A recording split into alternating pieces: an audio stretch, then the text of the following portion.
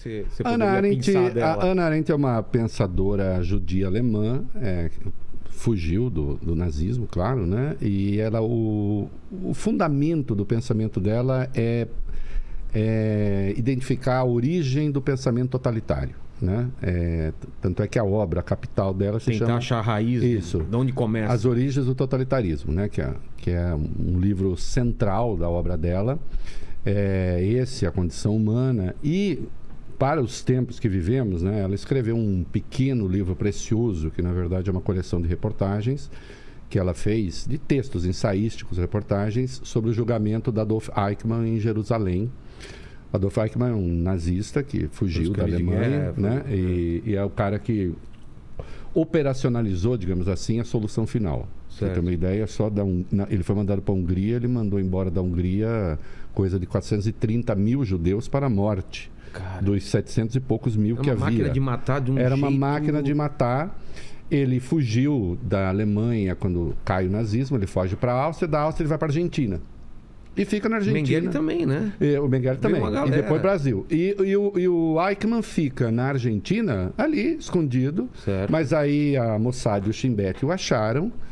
E tem uma coisa polêmica. Tem uma comunidade grande também de judeus na Argentina, né? E tem uma questão polêmica, porque ele foi, digamos, sequestrado pelo Shin Bet e pela Mossad, né?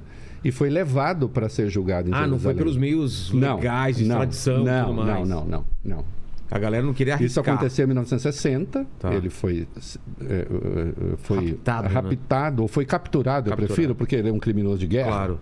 Ele é um criminoso de guerra. Mas aí... Escondido num governo que até então era condescendente com... Era? Era. Na época? Era, sim. E aí ele é levado para Jerusalém, ele é julgado em 1961... E o livro da Hannah Arendt, Eichmann em Jerusalém, né, um ensaio sobre a banalidade do mal, são as reportagens que ela escreveu para o New Yorker sobre o julgamento. Né? Ela acompanha o julgamento em 61. Em 62 ele é executado, ele é condenado à morte em Nuremberg. E ela escreve, esse livro é publicado em 1963. Imagina quem defendeu ele, né? A defesa que se faz ali é a defesa, digamos, segundo o ordenamento jurídico. Não quer dizer que você... Porque as pessoas entendem mal também o papel do advogado. O advogado não é aquele assim... Todo mundo tem direito a advogado. Você é um bandido. Quer dizer que o advogado compartilha dos valores de um bandido? Não é isso. Vai garantir... Tem direito. E tem uma coisa... Ela usa 2 vezes só no livro. Uma é no subtítulo e outra... lá dentro, né? Ela usa a expressão banalidade do mal, que foi o que acabou ficando dessa obra. E que é maravilhosa, porque é o seguinte, o Eichmann, quando ela pensa nele, assim, é arrepiante de ler, porque ela fala assim, ele era ninguém, ele era só um burocrata. Ele matava pessoas como quem cumprisse ordens. Tinha uma meta. Ele tinha uma meta. É como se ele tivesse quase uma meta a cumprir, poderíamos falar, né? Qual é a sua meta? Vamos pegar ser mais eficiente possível. Ele operacionalizou a solução final, foi um deles, né? E aí ela fala, olhando para aquele cara, uma figura mirrada, pálida, sem qualquer expressão, ele fala sem... A fala dele é meio monocórdia. Sem emoção. E ele diz, eu estava cumprindo ordens. E aí que ela fala da banalidade do mal, que é uma coisa com a qual a gente tem de se ocupar sempre. Esse tema é atual no Brasil, é atual nos Estados Unidos, é atual na Hungria, que hoje tem um governo horroroso lá.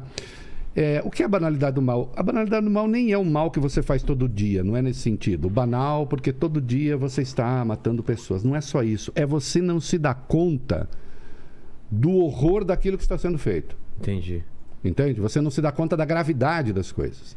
Então, quando você discrimina um grupo, quando você discrimina uma pessoa, quando você discrimina uma comunidade, você não se dá conta da violência e da brutalidade que é aquilo. Mas por ignorância ou por maldade mesmo? Por ignorância.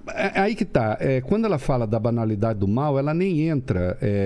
talvez a Ana Beatriz já esteve aqui. Já esteve aqui 2 vezes e dá para voltar, que é maravilhosa. Que é maravilhosa, que pensa ali a questão da psicopatia. Veja, existe, claro, o psicopata que numa sociedade democrática normal, ele está ali, né? Geralmente ele é eficiente, geralmente ele responde com propriedade às coisas e tal, ele só não destituído de empatia, né? Agora, aqui nós estamos falando de uma outra coisa, porque não existe, salvo a Ana Beatriz dizer que eu estou errado, mas não existe uma psicopatia coletiva. O psicopata é o psicopata. Exato. Ele tem um problema lá no sistema límbico dele. É um indivíduo. As sociedades podem, de algum modo, em determinados momentos, elas podem ficar doentes. Então, vamos lá, vamos pensar a sociedade alemã. Será que a sociedade alemã sabia ou não sabia dos horrores do nazismo? Então. Eu te diria, sabia. É? Sabia, claro. Mas sabia de tudo, sabe?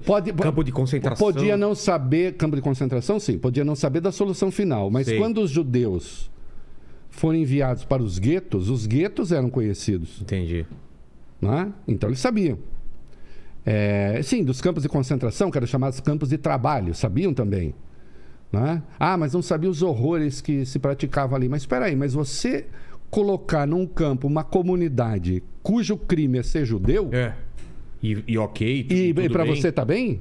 Não, o crime parece que é uma... Você vai ainda assim, é judeu. Então, vai escalando, né? Vai escalando. Judeu pode. Os homossexuais também podem. Os ciganos também podem estar lá. Então, à medida que você vai normalizando isso, e se a gente não tomar cuidado, qualquer sociedade está sujeita a isso. Claro.